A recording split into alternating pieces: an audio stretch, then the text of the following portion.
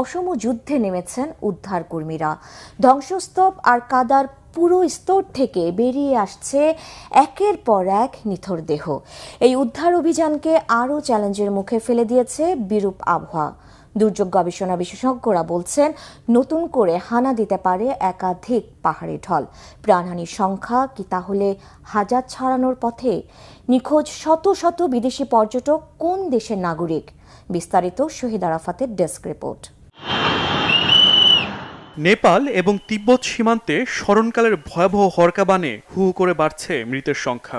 শত শত মানুষের মৃত্যুর পর নিখোঁজের সংখ্যাও ছাড়িয়েছে হাজারের ঘর। প্রতিকূল পরিবেশে উদ্ধার কাজ ব্যাহত হওয়ায় যারা নিখোঁজ হয়েছেন তাদের বেঁচে থাকা নিয়েও বাড়ছে অনিশ্চয়তা। এরই মধ্যে বুধবারের হরকাবানের পর আবারও নতুন করে হরকাবানের সংখ্যা করছে নেপাল ও চীনের দুর্যোগ গবেষকরা। বন্যা নিয়ন্ত্রণে কি উদ্যোগ নিয়েছে দেশ দুটি? নতুন করে বন্যা হলে ধ্বংসযোগ্য কি বুধবারের হরকাবানকেও ছাড়িয়ে যাবে?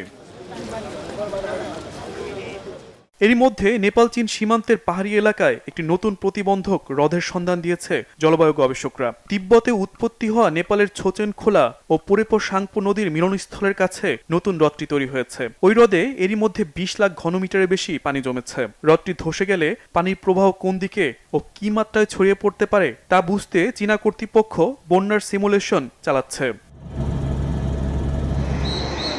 আরও বন্যার ঝুঁকি বিবেচনায় কর্তৃপক্ষ গুরুত্বপূর্ণ কয়েকটি মহাসড়কে চলাচল সীমিত করেছে এবং ঝুঁকিপূর্ণ এলাকার বাসিন্দাদের নিরাপদ স্থানে সরিয়ে নিয়েছে।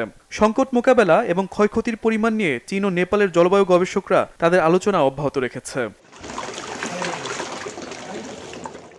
পাহাড়ি ঢলের 24 ঘন্টা পর বৃহস্পতিবার বিকালেও নিখোঁজ 8 শতাধিক বিদেশি পর্যটকের মধ্যে ছিলেন 178 জন ভারতীয়, 65 জন আমেরিকান, 53 জন ইউক্রেন, 51 জন মালয়েশিয়ার, 35 অস্ট্রেলিয়া এবং 33 জন যুক্তরাজ্যের। নিখোঁজদের প্রকৃত সংখ্যা জানতে স্থানীয় ট্যুরিস্ট পুলিশের কাছ থেকে তথ্য সংগ্রহের চেষ্টা চলছে।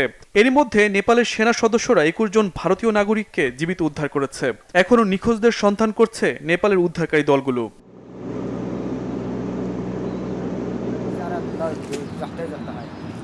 উদ্ধার অভিযানে ধ্বংসস্তূপ আর কাদার পুরো স্তর থেকে বেরিয়ে আসছে একের পর এক নিথর দেহ।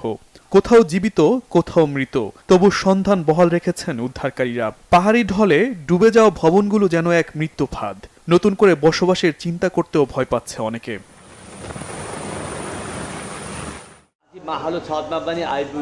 আমি ছাদে ছিলাম এবং বন্যার পানি উপরের তলাতে চলে আসে। ঘণ্টাখানেক পর পানি নামে।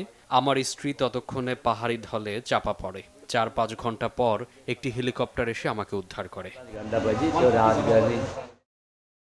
বন্যায় নেপালের বাসুয়া